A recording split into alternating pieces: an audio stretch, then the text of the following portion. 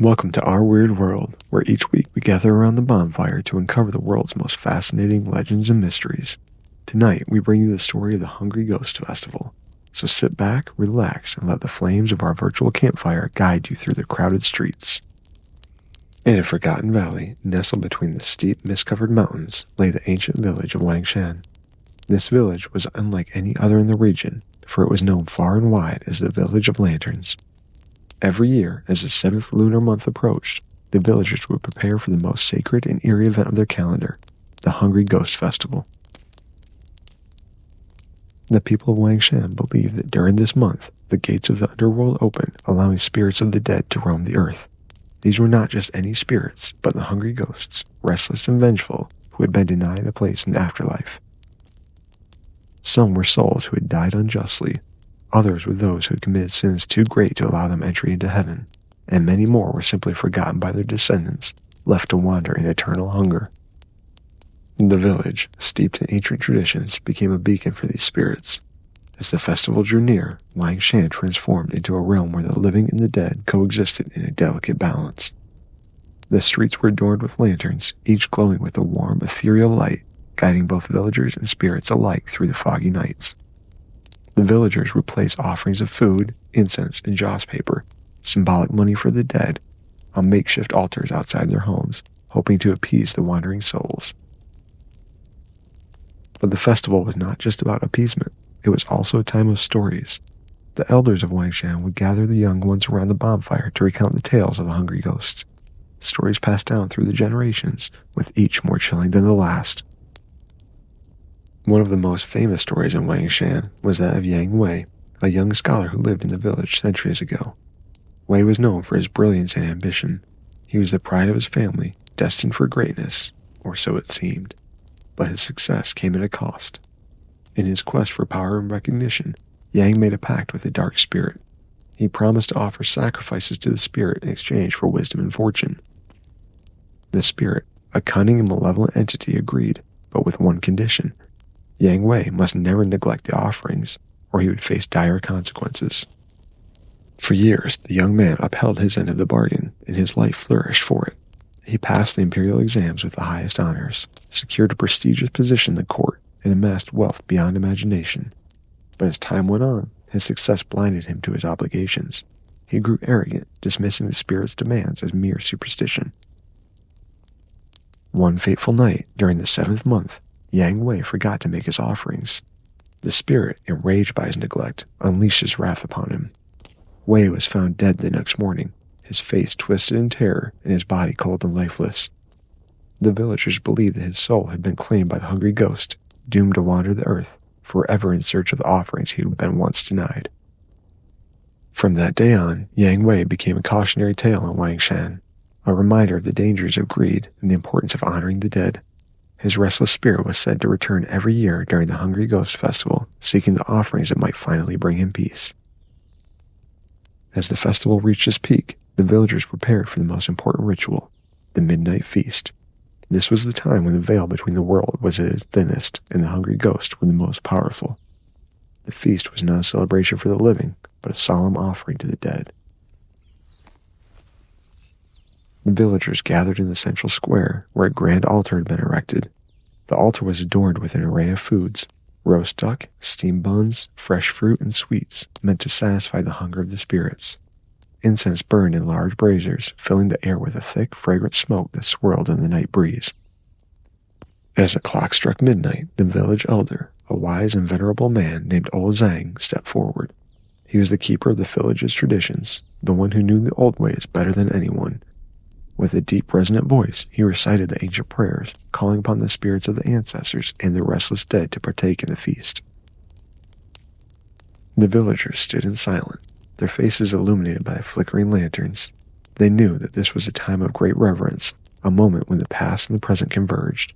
Some swore they could feel the presence of the ghosts, a cold, invisible touch on their skin, a whisper in the wind. Old Zhang concluded the prayers, and the villagers began to lay their offerings on the altar. One by one, they placed their food, their incense, and their joss paper before the spirits. Each offering was a plea for protection, a hope that the hungry ghosts would be sated and would leave the village in peace. But there was always a risk. The hungry ghosts were unpredictable, their desires insatiable. If the offerings were insufficient, or if the spirits were particularly vengeful, the consequences could be dire. The villagers had heard stories of those who had been cursed during the festival, of crops that had withered overnight, of livestock that died mysteriously, or even of people who disappeared without a trace.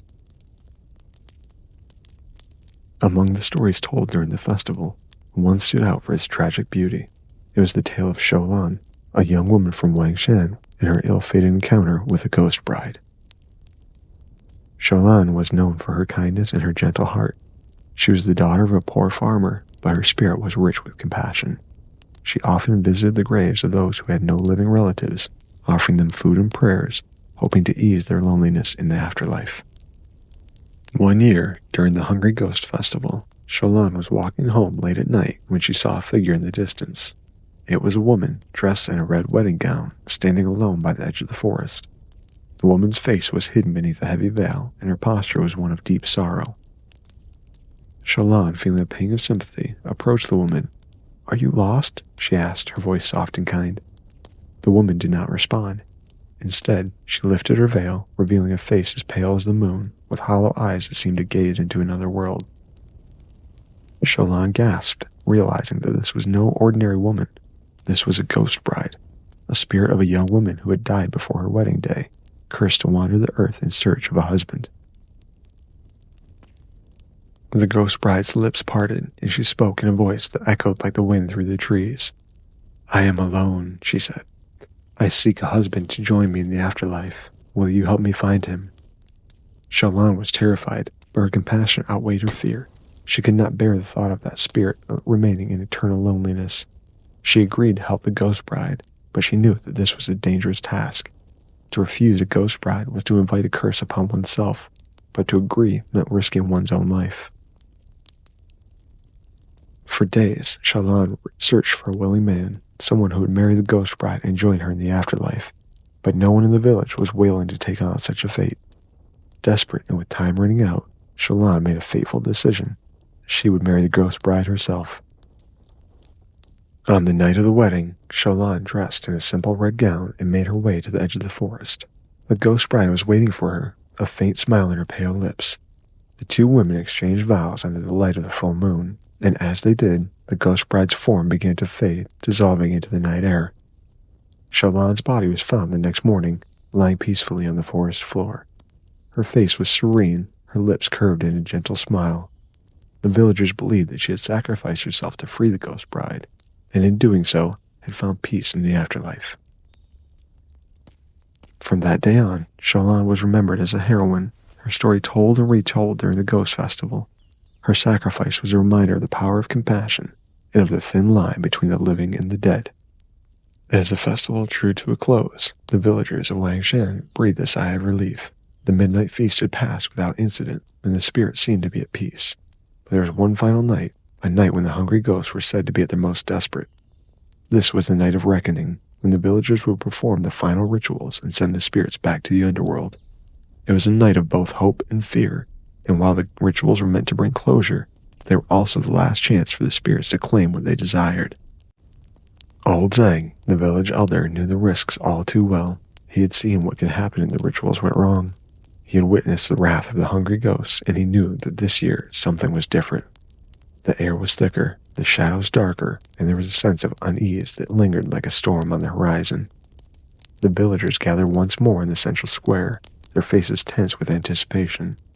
Old Zhang led the procession, carrying a lantern that flickered with a dim, almost unnatural light. The villagers followed in silence, each holding their own lanterns, the only source of light in the inky darkness. They made their way to the edge of the village, where a large bonfire had been built. This was the final offering to the spirits, a pyre of joss paper, incense, and symbolic gifts meant to appease the dead and send them on their way. The flames roared to life as old Zhang ignited the bonfire, the heat intense even in the cool night air. As the fire burned, the village began to chant the ancient prayers, their voices rising in unison. The sound was haunting, a mournful melody that seemed to echo through the mountains. The flames danced and crackled, casting long, eerie shadows that flickered like specters on the ground. But then, something strange happened. The The flames began to waver, as if struggling against an unseen force. The air grew colder, and this chill swept through the crowd. The villagers' chants faltered, and their voices trembled in fear. Old Zhang felt it too, the presence of something powerful, something angry. He knew that the hungry ghosts had not been appeased. They were still hungry, still seeking what had been denied to them in life. Suddenly, the flames of the bonfire flared, reaching impossibly high into the sky. The villagers gasped as the fire twisted and contorted, forming the shape of a towering figure, a ghostly apparition with hollow eyes and a gaping mouth, its face twisted in a mask of eternal hunger. The figure spoke, its voice a low, guttural growl that rumbled through the ground. "You have failed us," it said, its tone filled with ancient sorrow and rage. "You have forgotten the old ways. You have neglected the dead." Old Zhang stepped forward, his heart pounding in his chest.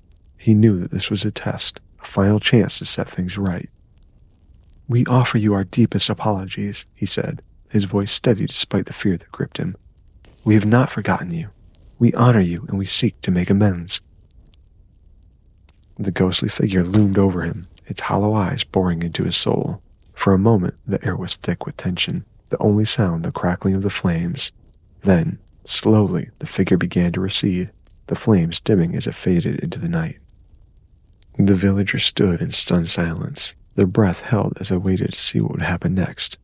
The fire continued to burn, but now it was calm, the flames dancing gently in the breeze. The air was still, the chill lifting as warmth returned.